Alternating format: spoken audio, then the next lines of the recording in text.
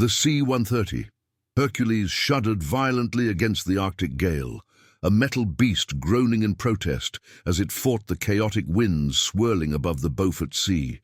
Inside the dim, red-lit cargo hold, Commander Marcus Reed sat perfectly still, his breath visible in rhythmic plumes of mist that synchronized with the erratic heartbeat of the turbulence. He was a shadow among shadows, a Black Navy SEAL whose dossier was redacted to the point of non-existence, a man built for missions that officially never happened. Around him, the 6 members of Alpha Team checked their gear with the silent, ritualistic precision of men who knew that a single loose strap or a malfunction in their heated suits meant death in minutes, not hours. The mission brief had been suspiciously thin. A civilian research outpost, Station Borealis, had missed 3 consecutive scheduled check-ins, and thermal satellites had picked up an anomalous heat signature spiking before vanishing completely. They were going in for extraction or recovery, depending on what the cruel ice had decided to leave behind.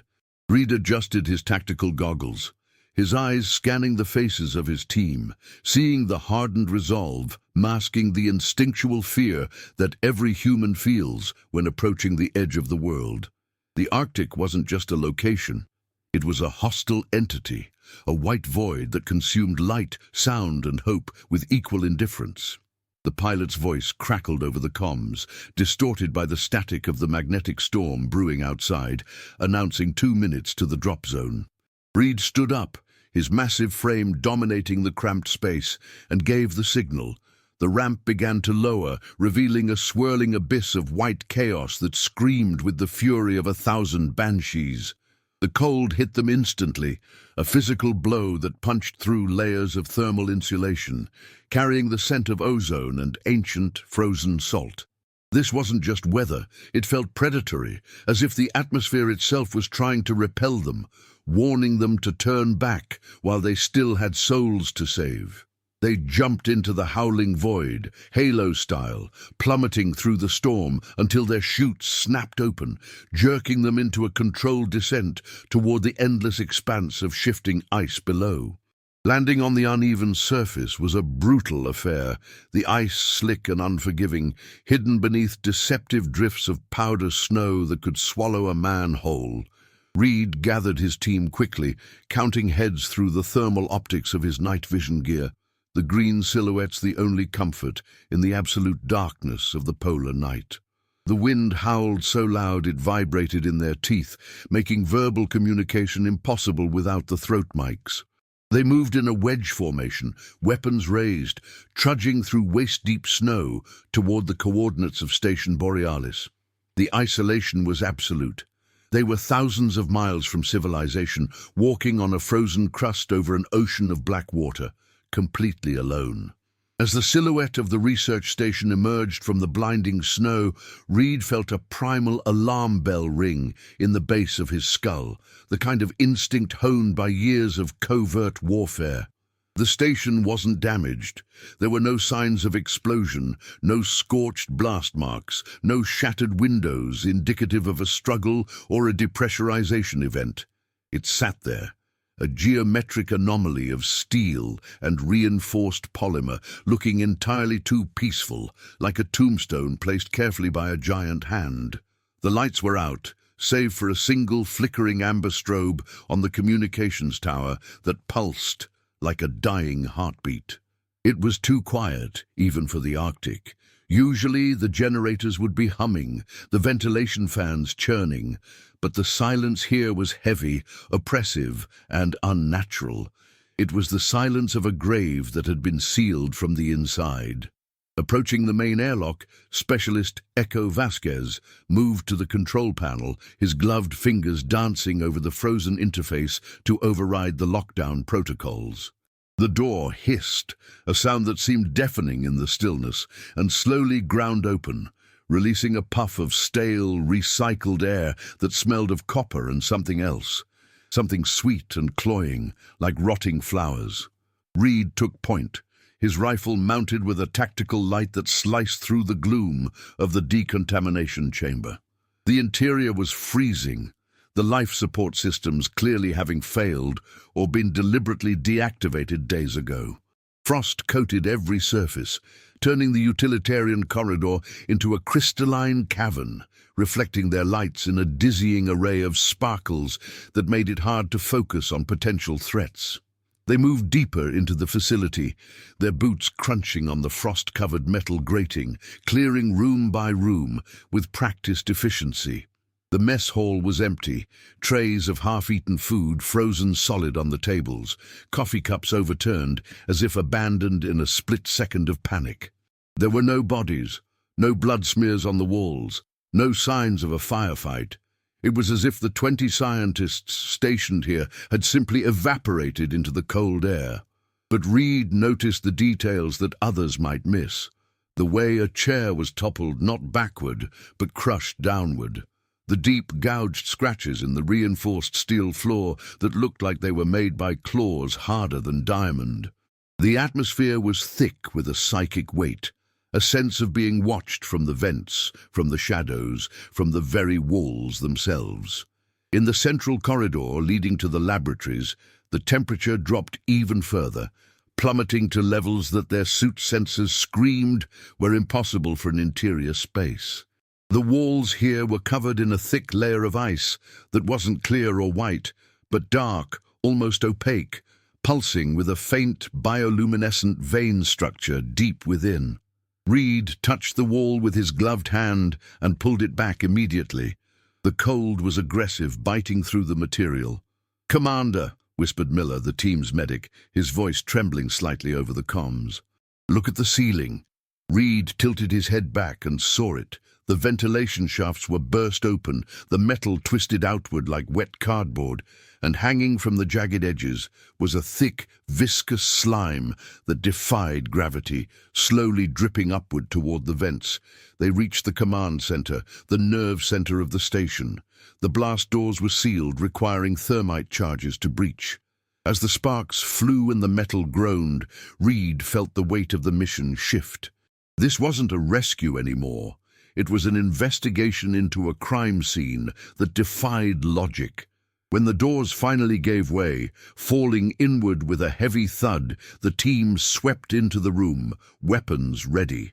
The monitors were all dead, except for one main terminal that was running a loop of code, a frantic, scrolling wall of text that looked like a distress signal sent on a frequency not used by any known military.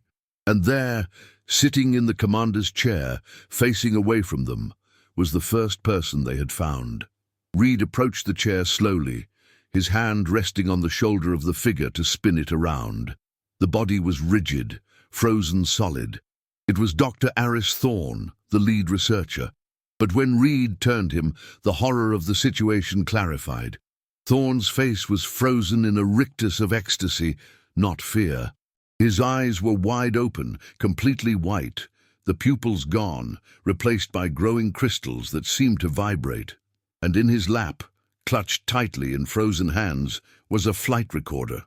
Not from a plane, but from the station's deep-core drilling unit. Scrawled on the casing in black marker, written with a shaky hand, were the words, "We woke it up." The discovery sent a ripple of unease through the team, the professional veneer cracking just slightly. Reed took the recorder, securing it in his pouch. "Check the perimeter of the room. I want the logs downloaded. Now," he ordered, his voice cutting through the tension.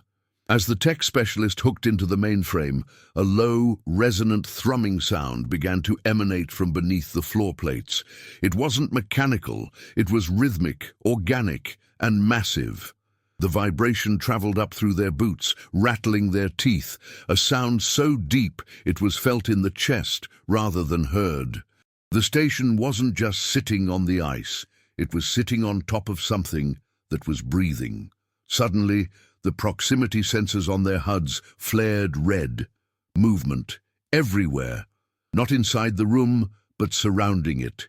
In the corridors they had just cleared, in the vents above, and surprisingly in the ice beneath them. "Contact!" shouted Vasquez, spinning toward the door they had just breached. But there was nothing there, only the swirling snow blowing in from the breached airlock far down the hall. The motion sensors were glitching, showing hundreds of targets that appeared and disappeared in milliseconds. Reed realized then that the cold wasn't just temperature, it was a camouflage. The enemy wasn't hiding in the cold, the enemy was the cold. The lights in the command center flickered and died completely, plunging them into the green-tinted monochrome of night vision. In the sudden darkness, a sound echoed from the corridor, a wet, slithering noise, like meat being dragged over sandpaper. It was followed by a voice, perfectly mimicking the pilot who had dropped them off hours ago. "Extraction complete. Come home." But the voice was wrong. It was distorted, layered over itself, sounding like it was spoken by a throat full of broken glass. Reed raised his rifle, aiming into the dark doorway. He knew with a sinking certainty that no helicopter was coming back. The trap had been sprung the moment their boots touched the snow.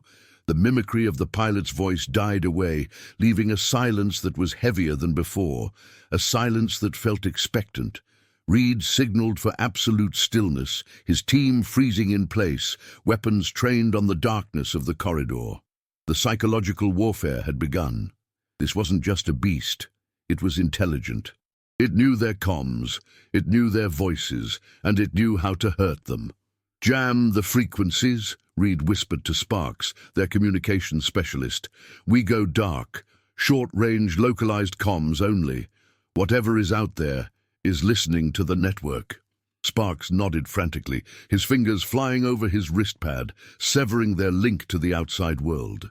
It was a tactical risk, isolating them further, but Reed knew that an enemy who could mimic voices could likely triangulate signals, or worse, feed them false orders. As the team moved out of the command center, the internal dynamics began to fray. Lieutenant Weaver, the second in command, grabbed Reed's arm. "Sir, protocol states we hold position and wait for extract if the LZ is compromised. We don't go hunting ghosts in a facility we don't know." Reed looked at Weaver, seeing the logical fear of a soldier trained for conventional warfare. "There is no extract, Weaver. Not until we secure the package and neutralize the threat. You heard the recording. They woke something up. If we stay here, we freeze or we die. We need to get to the drilling sublevels. That's where the crew went." Weaver didn't like it, his jaw tight, but he nodded, falling back into line. The chain of command was the only thing keeping panic at bay. The descent into the lower levels of Station Borealis was a journey into madness. The architecture changed the deeper they went. The sterile, prefabricated walls of the upper levels gave way to tunnels that had been bored directly into the ancient ice. Here, the temperature was strangely warmer, humid even, carrying that sickening, sweet scent of rotting flowers mixed with ozone. The ice walls were translucent, and embedded within them were shapes, shadows frozen in time. At first they looked like rocks or air bubbles, but as they passed, Miller shone his light directly into the wall. "My God," he whispered. Inside the ice, suspended perfectly, were fish, ancient eels, and creatures that defied classification, all looking toward the center of the station as if caught in a current. The tension spiked when they found the first real evidence of the crew's fate. In a storage locker on level 3, they found a barricade made of desks and heavy equipment. Behind it lay the bodies of 3 researchers. They hadn't been killed by the creature. They had taken their own lives. A pistol lay on the floor, empty. On the wall behind them, scratched into the metal with a knife, was a map. But it wasn't a map of the station. It was a map of a city, vast and circular, located beneath the ice shelf. And in the center of the map, a single word: hunger. Reed stared at the word, feeling a chill that had nothing to do with the temperature. The suicides were a tactical decision. They chose death over whatever hunger was. "We need to turn back," Weaver hissed, his voice rising. "This is a biohazard containment failure. We are not equipped for this, Reed. We're SEALs, not exorcists." The outburst echoed loudly in the confined space. Before Reed could reprimand him, a metallic clang resonated from the tunnel ahead. Then another. Footsteps, heavy, rhythmic human footsteps. From the shadows emerged a figure wearing the parka of the research team. It was a woman, walking with a disjointed, puppeteer-like gait. Her head hung low, obscured by the hood. "Help me," she croaked, the voice flat and devoid of emotion. "Please, it's so cold." Miller, the medic, instinctively stepped forward, his training overriding his caution. "Ma'am, stay where you are. We're here to help." He lowered his weapon slightly. Reed saw the trap a split second too late. "Miller, stand down! That's not a survivor!" Reed shouted, raising his rifle. The woman's head snapped up, revealing a face that was a hollow shell.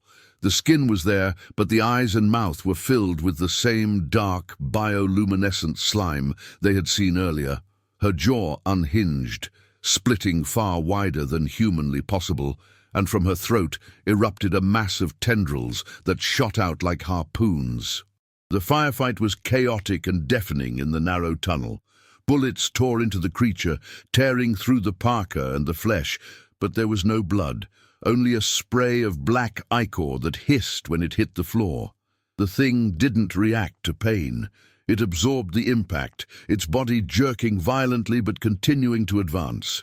Miller screamed as a tendril lashed around his leg, dragging him toward the moor. Reed moved with blur-like speed, drawing his combat knife and severing the tentacle with a savage chop. He grabbed Miller by the harness and hauled him back, shouting, "Fire for the head! Disintegrate it!" The team unleashed a concentrated volley, turning the creature's upper body into a mist of black sludge. The body collapsed, twitching, the slime retracting into the ice floor as if seeking escape. Silence returned, broken only by the heavy breathing of the team and the distinct sound of Miller retching.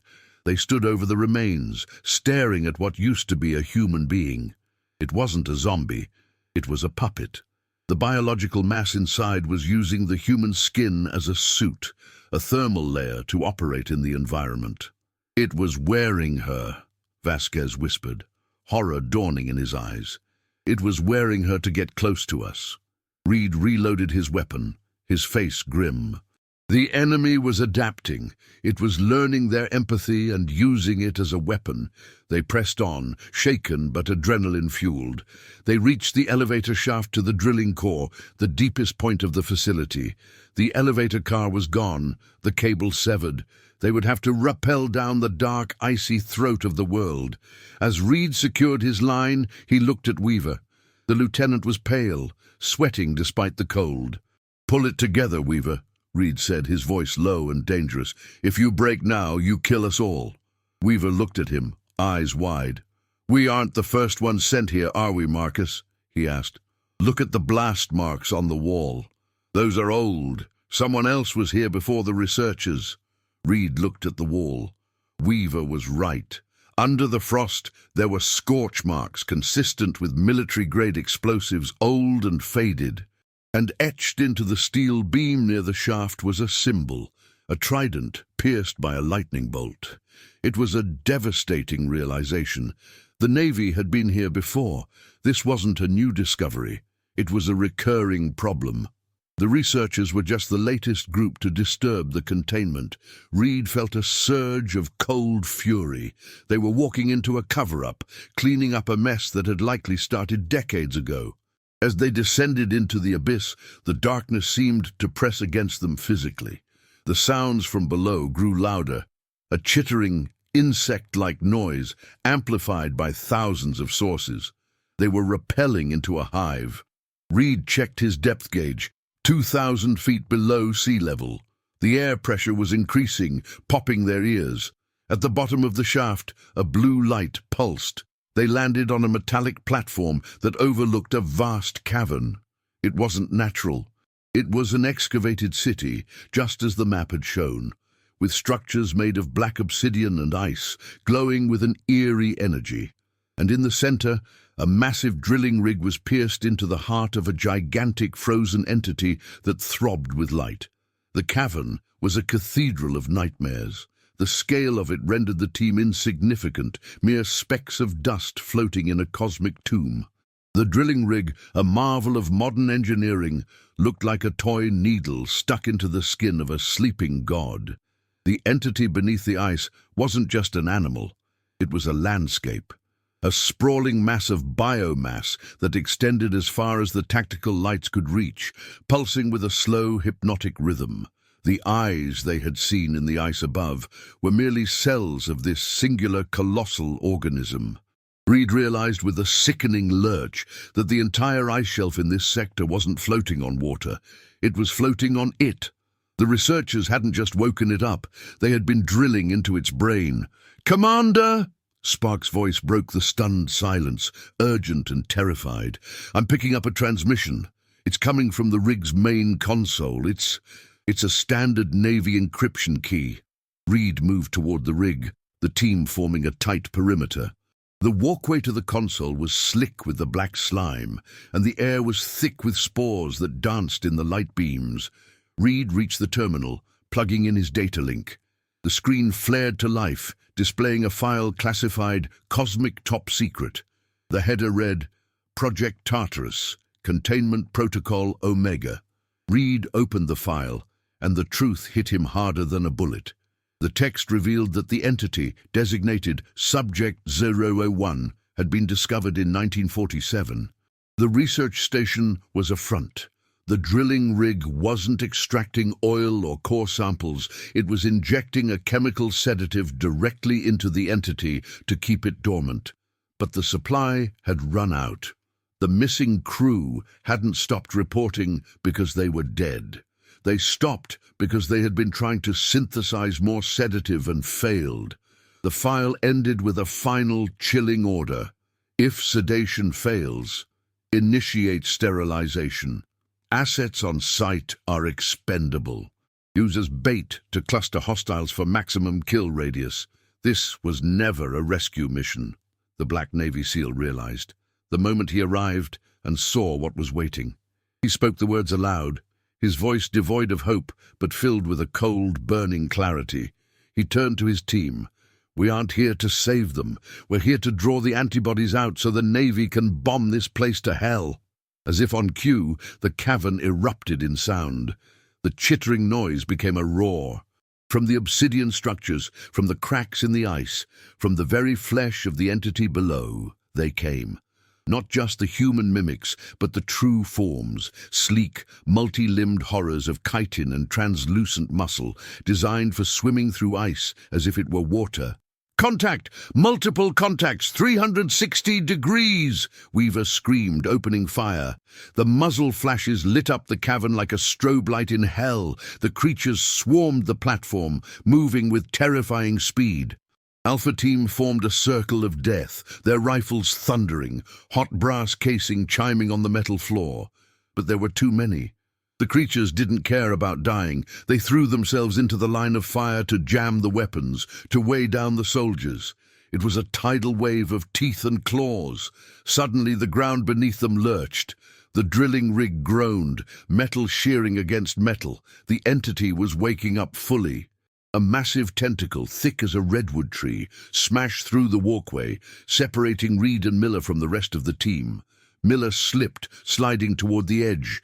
Reed lunged, grabbing Miller's hand, his boots grating on the slime. He looked into Miller's eyes filled with the absolute terror of a man seeing his own death. "Don't let go, Commander!" Miller screamed. But the tentacle lashed out again, striking the platform.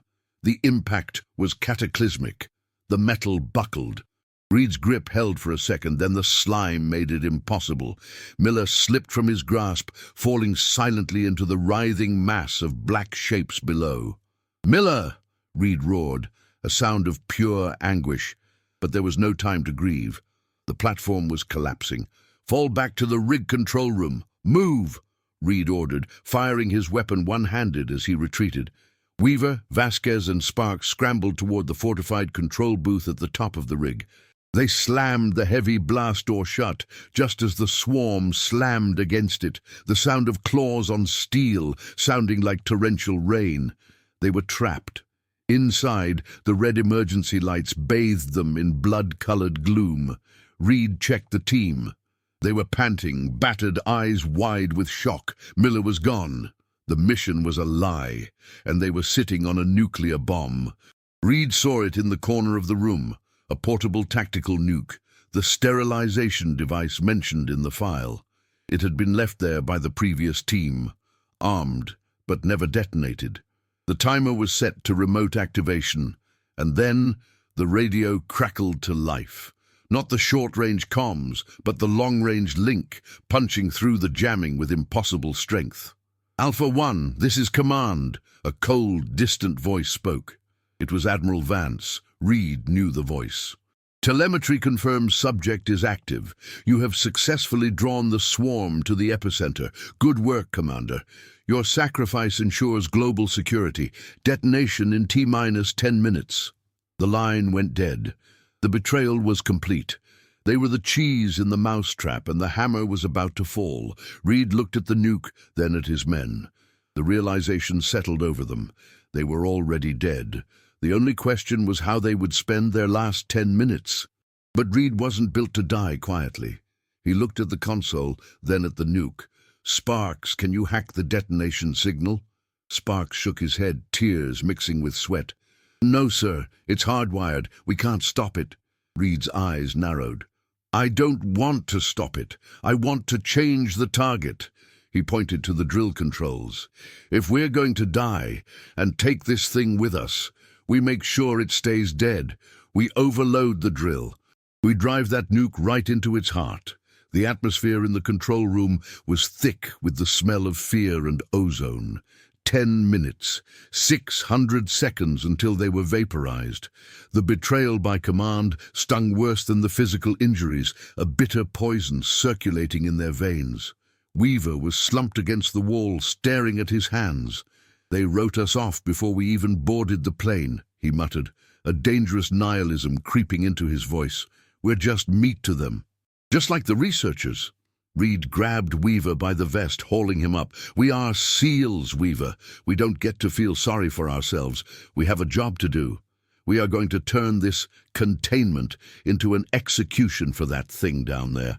Are you with me?" Weaver looked into Reed's eyes, seeing the unyielding fire there, and slowly nodded. The soldier re-emerged from the despair. Outside the blast doors, the creatures were tearing through the steel. It wouldn't hold for 10 minutes.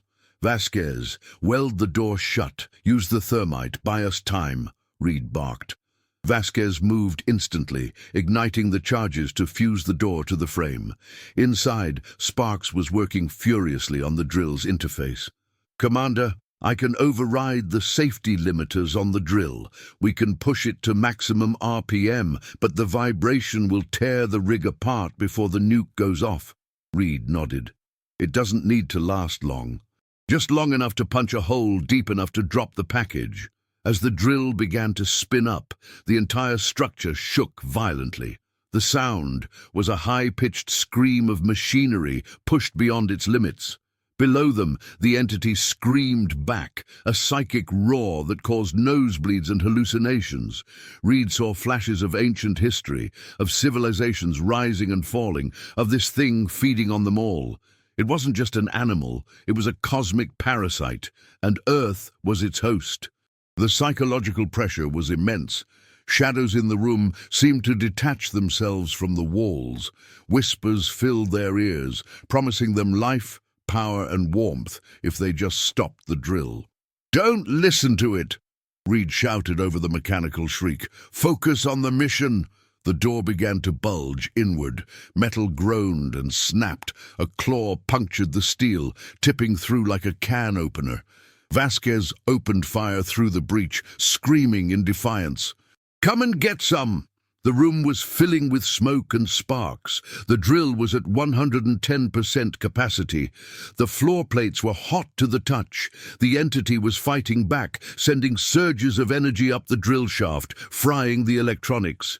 "Commander, the hydraulic couplings are failing," Sparks yelled. "The drill is going to jam."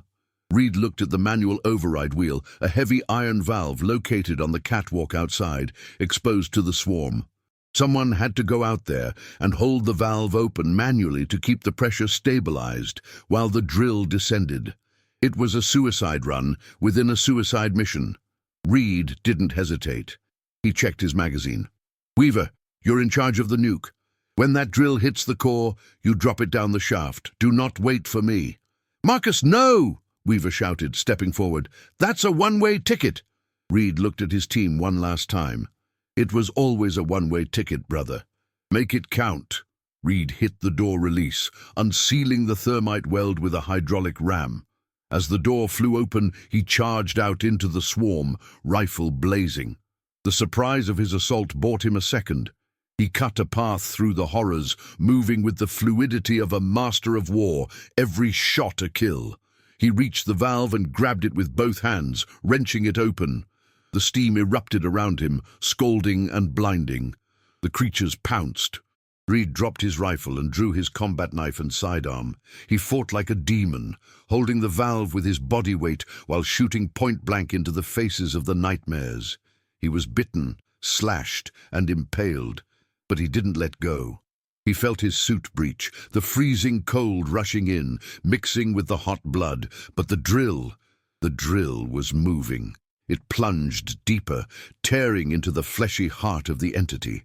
The scream from below was deafening, shattering the glass of the control room. Inside, Weaver watched Reed through the shattered window. He saw his commander, a mass of blood and defiance, holding the line against an army of monsters.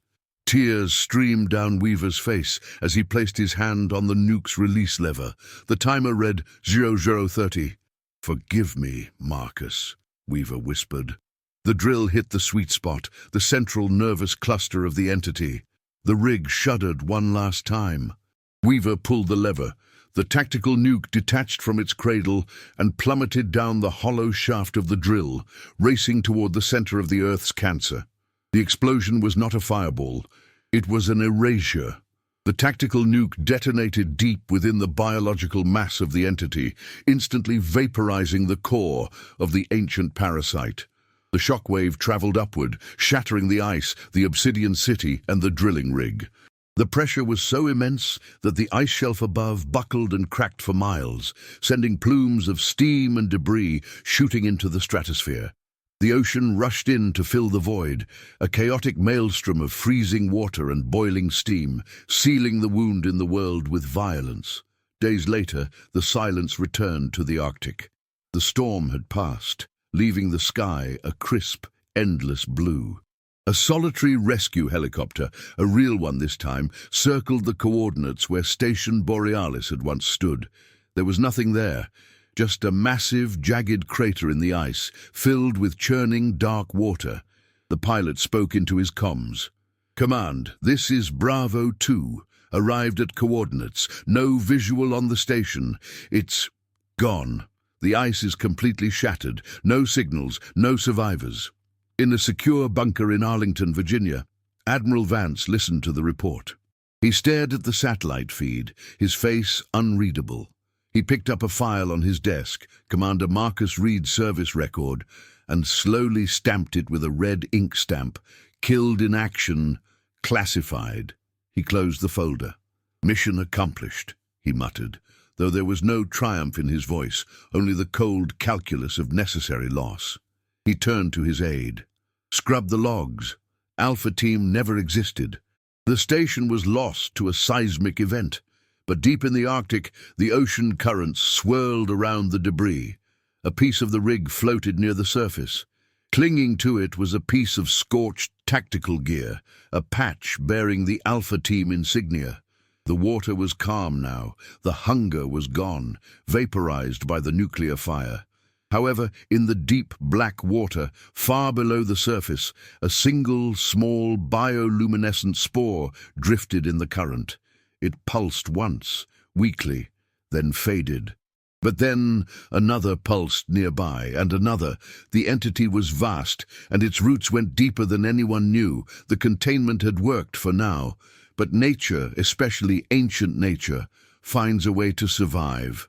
Far away on a jagged piece of ice drifting miles from the blast zone, a figure lay face down in the snow. The body was encased in ice, battered, the suit shredded. It was impossible that anyone could have survived the blast and the freezing water. Yet as the polar sun touched the figure's back, a finger twitched, then a hand clenched into a fist. Marcus Reed gasped, a jagged, wet sound that tore through the silence. He was alive.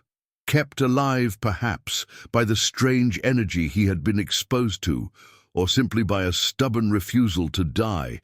He rolled onto his back, staring up at the blind, indifferent sky. His body was broken, his team was gone, and his country had tried to kill him. He felt the cold, but it didn't bite anymore.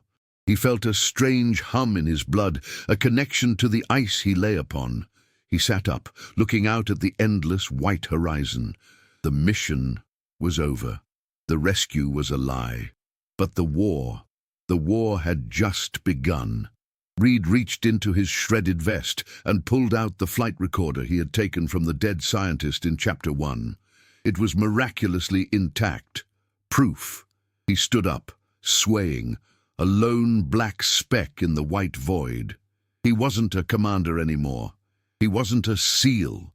He was a ghost with a grudge.